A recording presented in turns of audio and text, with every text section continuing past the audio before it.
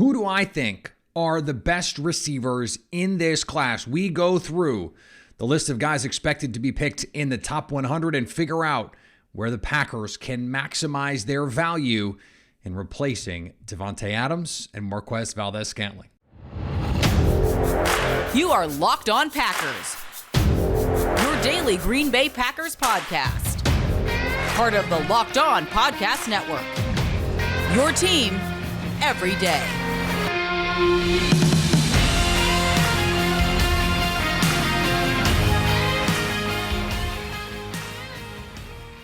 You are Locked On Packers, part of the Locked On Podcast Network, your team every day. I'm Peter Bukowski, and I cover the Packers for The Leap, a newsletter I would love for you to subscribe to. You can follow me on Twitter, Peter_Bukowski. Follow the podcast on Twitter at Locked On Packers. Like us on Facebook. Subscribe to the podcast, iTunes, Spotify, Google Podcasts.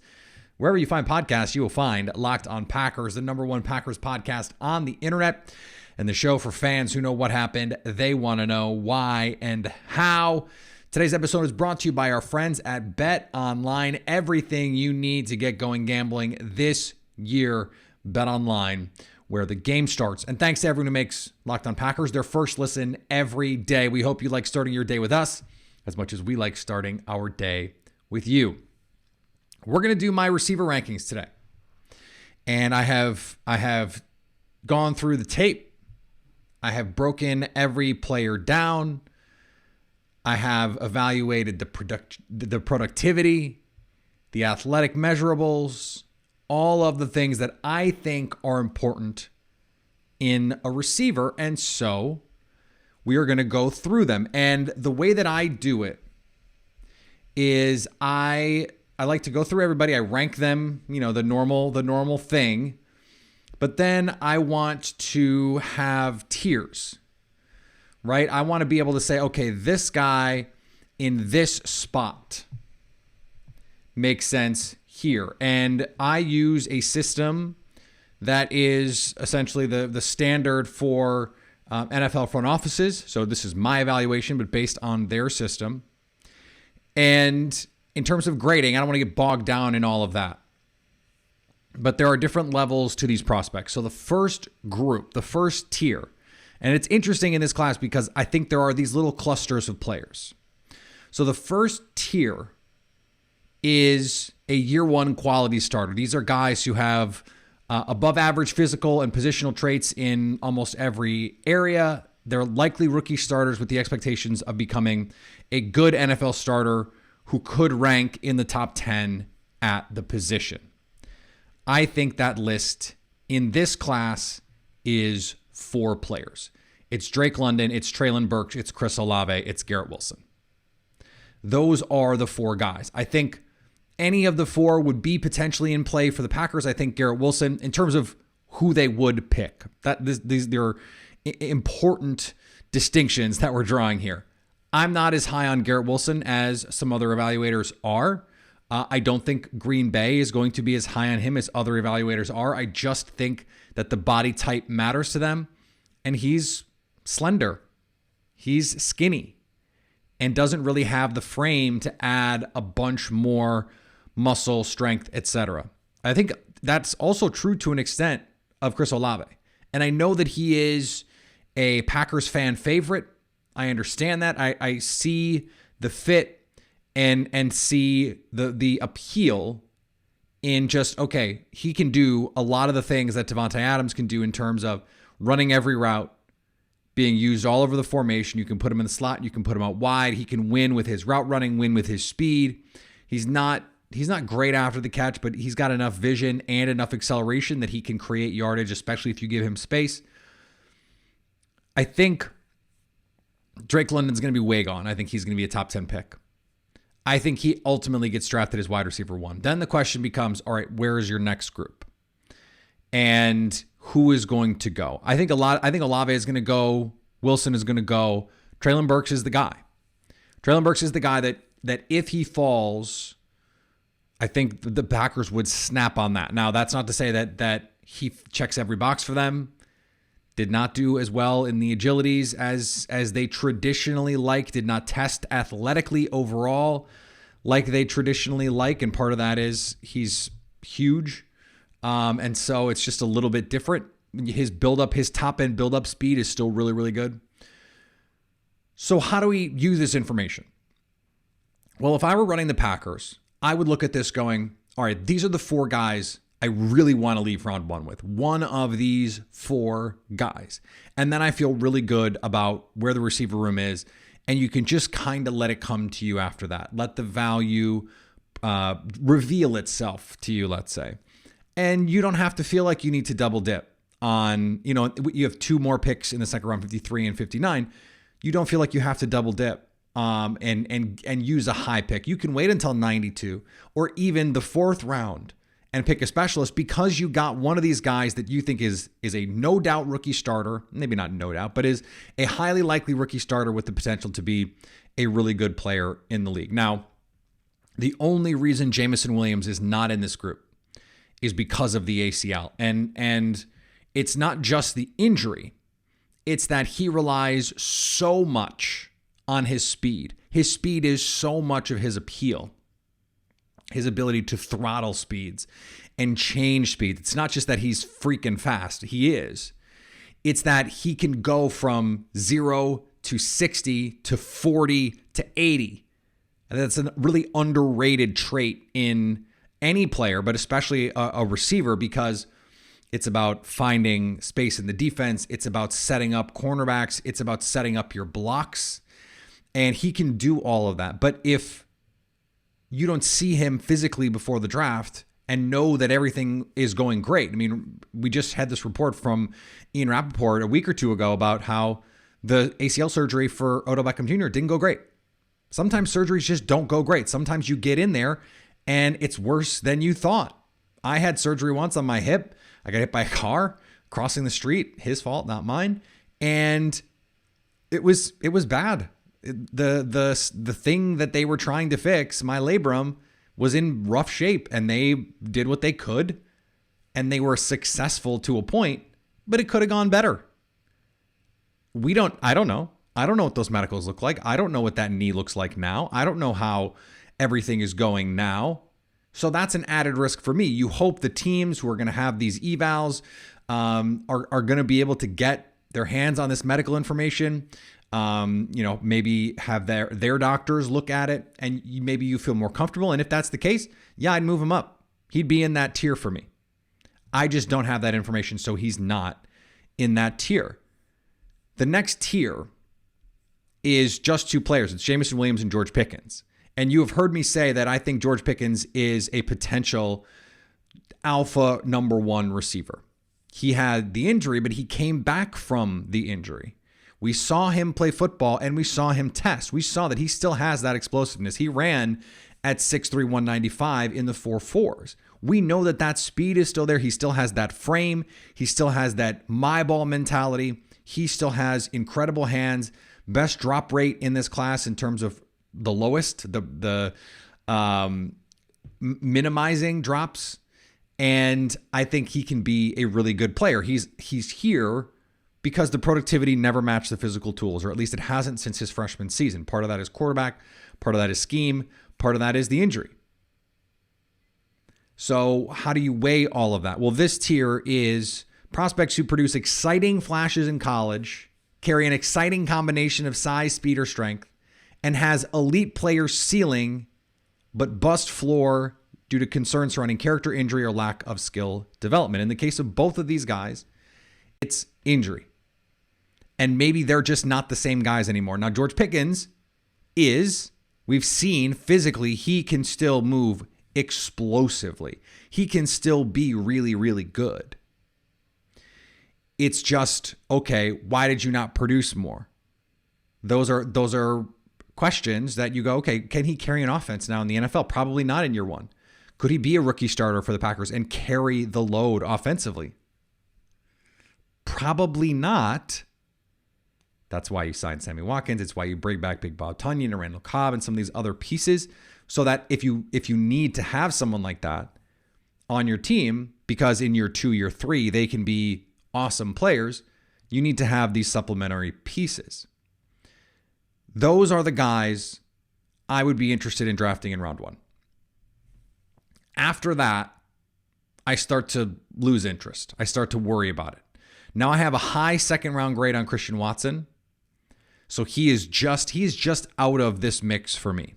Just out of this mix. He probably should be in this tier, frankly. Because this tier is technically first round, second round, borderline. So he really should be in this tier. I kept him out of it because he's a little bit older and because he went to North Dakota State. Now I understand that's a really good FCS program, but it's not the same. And so there's development that needs to happen there. That's the red flag for him. The lack of skill development is, can he play in an NFL offense? Can he run NFL routes? Can he look as fast as he is, now he's 4.36, against NFL caliber opponents? That we have to see. So I think upon reflection, Christian Watson should be in this tier with Jameson Williams and George Pickens. So let's say then those are the 7 guys in the first round that I would feel good about. I'd feel okay about. But it's not the same. That first tier, I think, changes the way that you would outlook the draft. If you could only get Pickens, Watson, I think Jameson you're probably okay with, because if you're taking him, you're okay with the knee. You probably need to attack day 2 differently. You probably need to, with a little bit more urgency, attack the receiver position to try and get another early dart throw, another talent who might be able to, even if in year 2, year 3, he doesn't have the upside of someone like George Pickens or Christian Watson, could potentially help you in the short run and then develop into a nice wide receiver 2 down the line.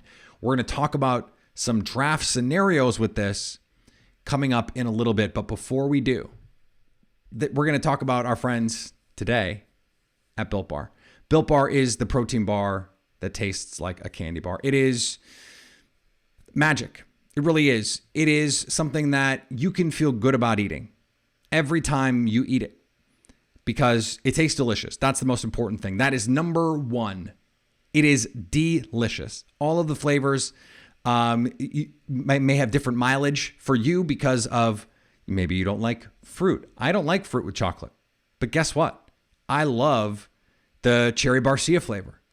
I don't always love mint with chocolate, but I really like the mint chocolate in Built Bar. They are able to do it over and over again. I don't understand it, to still have a bar that's high in protein, high in fiber, low in net carbs, low in calories. That's the beauty of the Built Bar. The macros are there. The taste is there. What more do you want?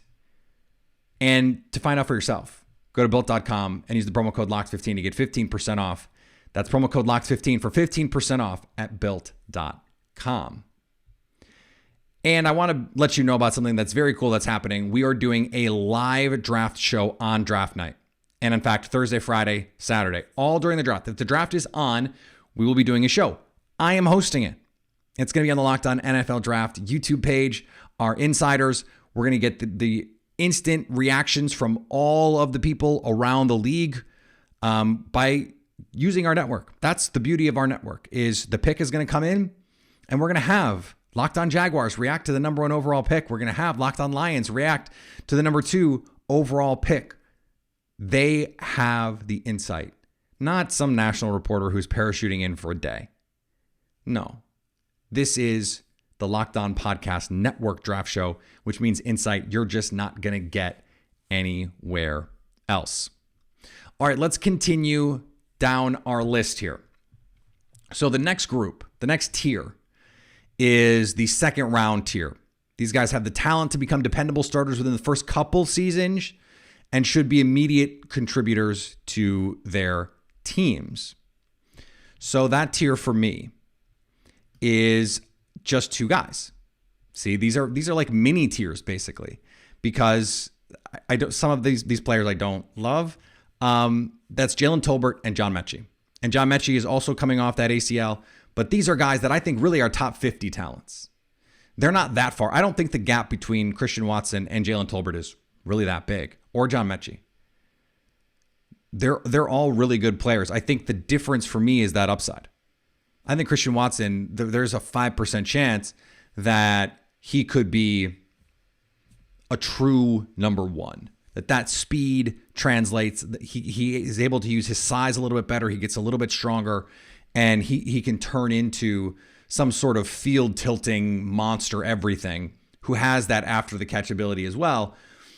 That's on the table. I don't think that is with Jalen Tolbert. I don't think that is with John Mechie, although I really like those players. Those are guys at 53.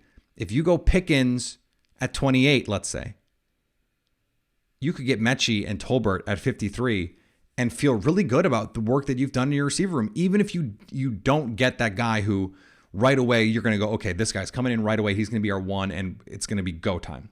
Great. Because you didn't get Burks, London, Wilson, Olave, maybe Jameson Williams. You're still adding high-level talent to your team. And I think the Packers would have interest in both of those guys. Mechie is just outside of the physical range that they tend to like.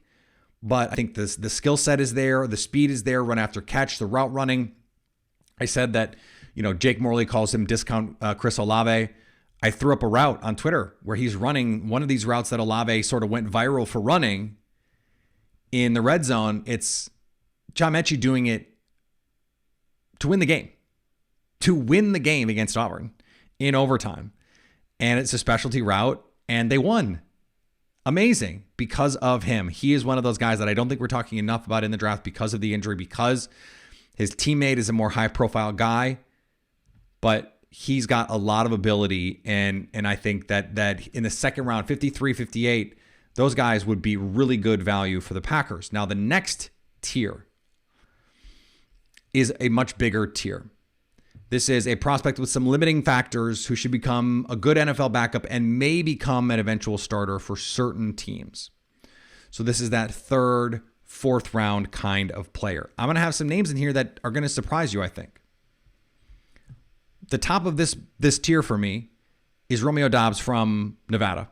I think he's quite good, but I there's some limiting his frame. He's a little slight, even though he's 6'2", 204. I don't know that he played at 204. These are just unfinished balls of clay to me in most cases. Guys who've maxed out, and that's probably all they're going to be. That's sort of the kind of guy you're talking about. Someone who's got maybe a defined skill set, and they're probably just a role player in the NFL, or they have some talent and some tools, but that's all they are. And so you think of someone like Alec Pierce is in this tier. Volleyball player, a little late to the position. He's an athletic marvel. He's got really good body control, leaping ability, speed.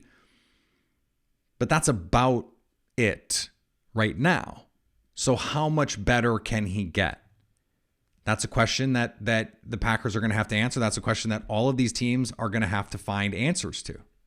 Sky Moore is in this tier for me. I don't think the Packers are going to be interested in him. 5'10", 195. That's small. I think he's a slot-only kind of receiver. And so I do think he can get down the field. But it's just, unless it's on, in round 3, unless he falls to 92, I don't see the value there. Jahan Dotson is in this tier for me. I just didn't get it. First of all, slot only. He's tiny. And 180 soaking wet. I understand that he is a very nice slot player. I don't think he can do what Cooper Kupp can from the slot. I don't think he can do what Justin Jefferson can from the slot. I don't think he can do what Davante Adams can do from the slot. I think in order to be a number one receiver in the NFL, you have to be able to do more than play from the slot. Now, Cooper Kupp is the exception that proves the rule. He's in the perfect offense for him. He is someone who has developed his craft and has got the right pieces around him. Has Robert Woods, and then Odell Beckham, and has Sean McVay. This season, I don't think it's a coincidence, had Matthew Stafford. Jahan Dotson to me is Jamison Crowder. What is the upside of what he can look like? Who is the 180-pound slot guy who has dominated in the NFL. Cooper Kupp is 200 pounds. He's 6'2". He just moves in a way that allows you to put him in the slot with a two-way go. Maybe he's 195. He's much bigger than Jahan Dotson. So those guys, they can be useful and they can be valuable to your offense, but they have a very defined skill set. I don't think you can play him outside. He's just too small. Frankly, it's one of my concerns about Garrett Wilson as well, who against some bigger corners in the Big Ten, they were able to limit him when they got physical with him. He's going to have to get better getting off press. I think if you put Jahan Dotson on the outside, he will get swallowed up by bigger corners. And if he doesn't have a two-way go, it just negates his effectiveness. So how much can a slot-only receiver really give to your team? This is a matter of value. It's moot for our purposes because I don't think the Packers are going to draft him. He's too small. He's also going to go much sooner than this. Another guy I really like in this tier, and this is the last guy in this tier, is Khalil Shakur. Now, he is a slot-only player, I think. He is 6 foot 196, so he's big, but I think has to play in the slot, has short arms, and it lacks that length you'd want to get off press. But from the slot, he did everything at Boise State. Everything. And was a returner. I think he is someone who the Packers could have interest in, ran in the 4.4s, athletically is what you want, although did not test in the agilities the way that the Packers tend to like. But he is someone who I think can get vertical as a returner. If he falls to 92, I think that's an appealing thing for them. And then there's this last set. Guys that I think are probably reaches at 92, but just barely. In that sort of similar tier, that same third to fourth round. Again, these are prospects with limiting factors who NFL backups could become starters for certain teams.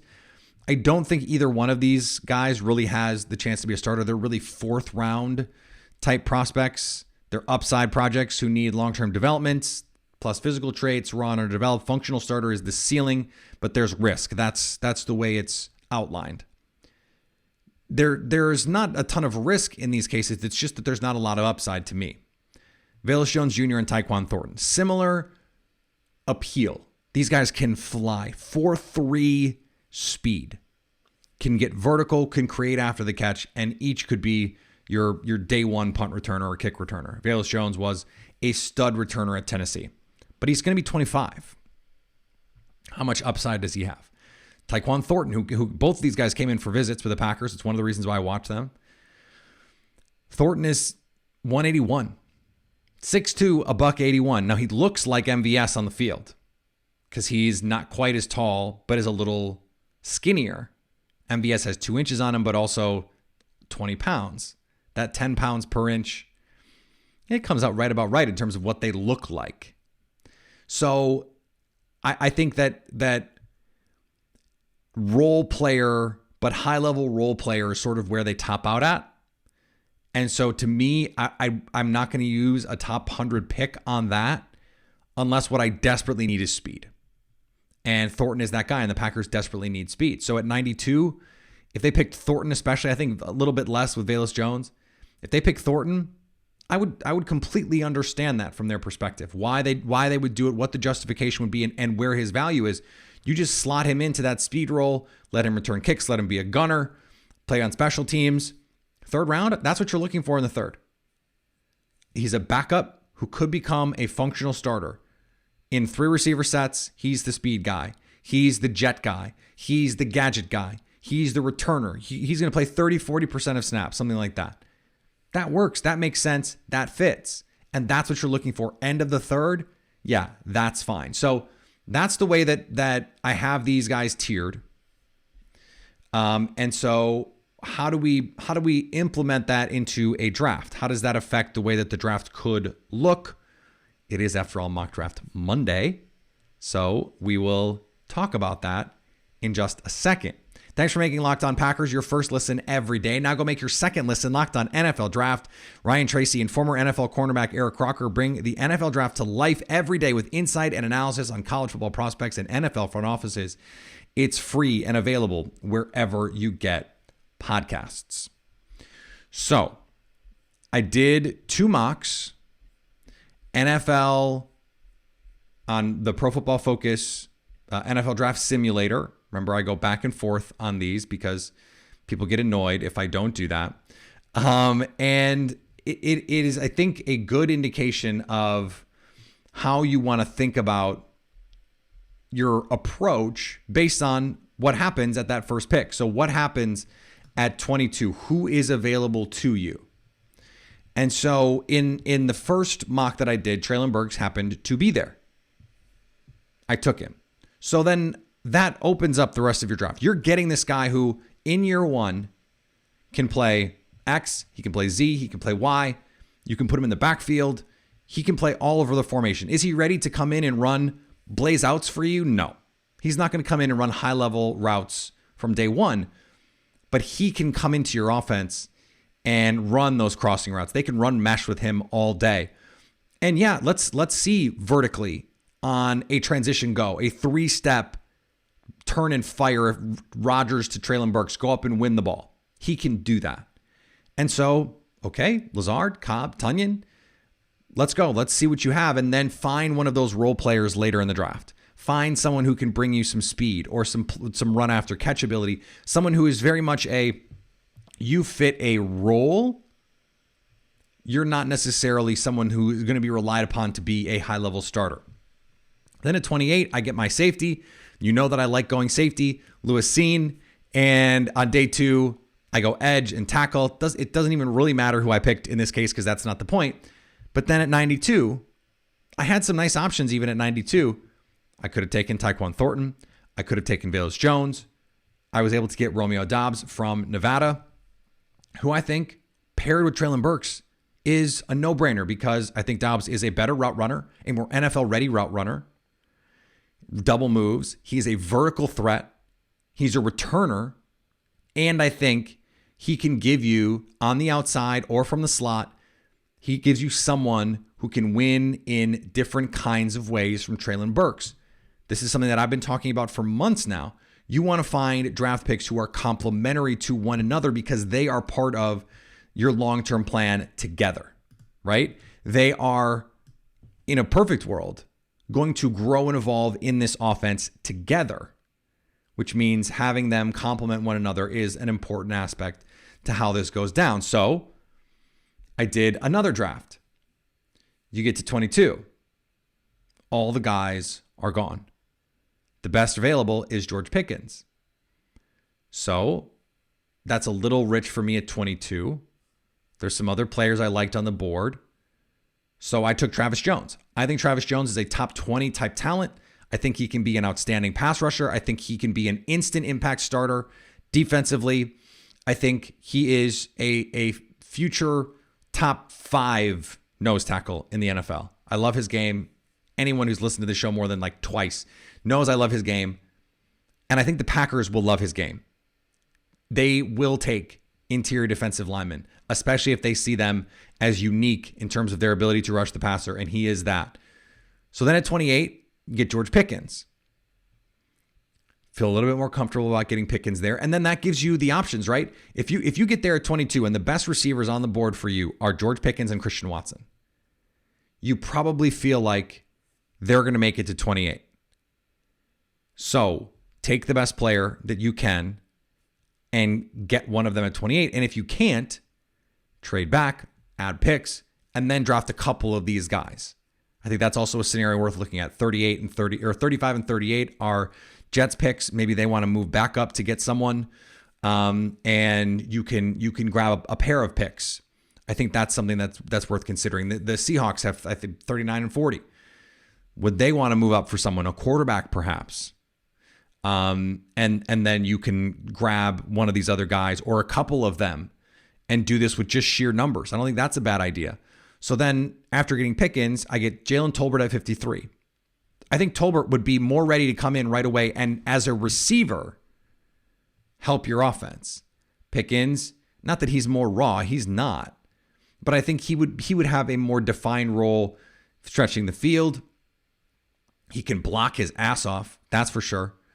But getting off press, some of that stuff, he just needs to refine his game a little bit more. I think Tolbert is ready to come in at 23. George Pickens, I believe, just turned 22. And come in and give you something. That guy's a little bit more pro ready. I think they both can be really good players. I think Pickens can be a bona fide number one, and Tolbert can be a very good number two. Lazard, Amari Rodgers. Like if your core of your receiver group is Pickens, Tolbert, and Amari Rodgers, those guys fit together. They make sense, and there's a hierarchy to it. With A.J. Dillon, with this offensive line, with the young defense that you have, you feel really good about that. And then just because I got that other receiver, then at 59, I get an edge rusher, Cam Thomas from San Diego State. And at 92, I get to go Greg Dulcich from UCLA and grab another pass catcher. Especially if you feel like you like some of these tight ends, whether it's Greg Ruckert or Cade Otton. There's a lot there. That tier, they're all right there in that third, fourth round kind of spot. And so you can get them along with your receivers. Now you've added 3 pass catchers to this offense. Are any of them going to come in and be number ones right away? No. But in a year, 2 years, and then you're just throwing bodies at the problem, they're going to rotate in. They're going to give you spot reps. That's what you're talking about when you're trying to parse, okay, these are the tiers of guys that I want, and this is how it affects the outlook of the draft as you move through it. This is a living, breathing thing as it's happening, and you have to be nimble enough to say, okay, this is where this all goes from here. All right, we're going to be back tomorrow. A lot more to dig into on the NFL draft. We've got Mike Renner coming up this week from Pro Football Focus, working on getting a couple other interviews because the draft, we are a week from being in draft week.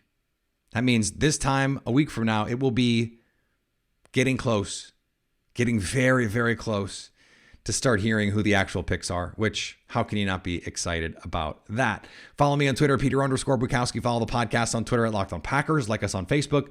Subscribe to the podcast, iTunes, Spotify, Google Podcasts, wherever you find podcasts, you will find Locked On Packers. And anytime you want to hit us up on the Locked On Packers fan hotline, you can do that 920-341-3775 to stay Locked On Packers.